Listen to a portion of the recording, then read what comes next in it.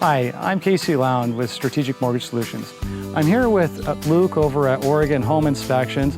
Luke, can you tell us a little bit about home inspections and what exactly you do? I mean, people buy a house, they're not just buying the potential memories that they're going to make in it and the beautiful interior and exterior, but they're also potentially buying the problems that come with the house, don't they? Absolutely, that's a good question, Casey. A home inspection can be top to bottom, over and under, inside and out.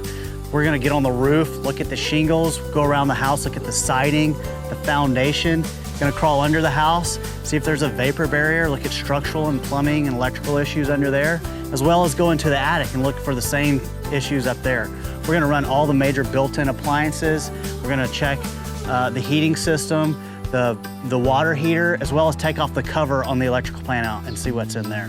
So in a way, you're inspecting the house, you're trying to find some of the different things that are right about the home, but also what potentially could be wrong or need to be addressed then, huh? Absolutely. It's a good way to gauge what you're getting and kind of determine if it's a good fit for you. Got it.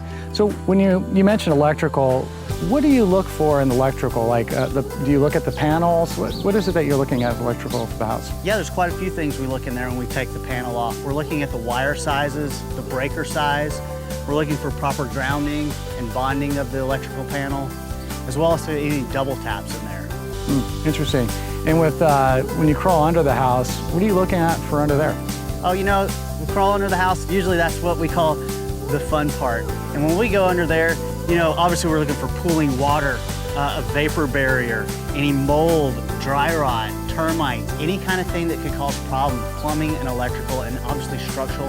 And I'm also looking at the foundation from that perspective, even though I looked at it from the outside.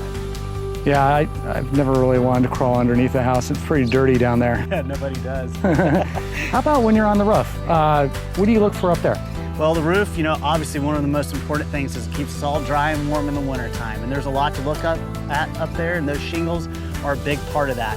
We're looking at granular loss, cracking, proper installation, flashings, drip edges, and we spend a lot of time on the skylights because those things are really known to be leaky. So. Right. We get a lot of rain in Oregon, so that's pretty important. What about life of the roof? Are you able to sort of estimate how much time that roof might be viable to protect that house? Well, although I don't have a crystal ball, I sure like to think I have all the answers. And we will look at it and see if we can tell you, based on the condition of it, how much you have left. We can get pretty close sometimes. Oh, that's great. That's great. Well, that's all the time we have for right now for this educational moment. I really appreciate you tuning in. If you have additional questions, I know we haven't really answered all of them as it comes to home inspections, give Luke over at Oregon Home Inspection a call or look him up on his website. If you have questions about mortgages, how to get pre-approved, interested in buying your first house or your second or third, give one of our loan officers a call. You'd be glad you did.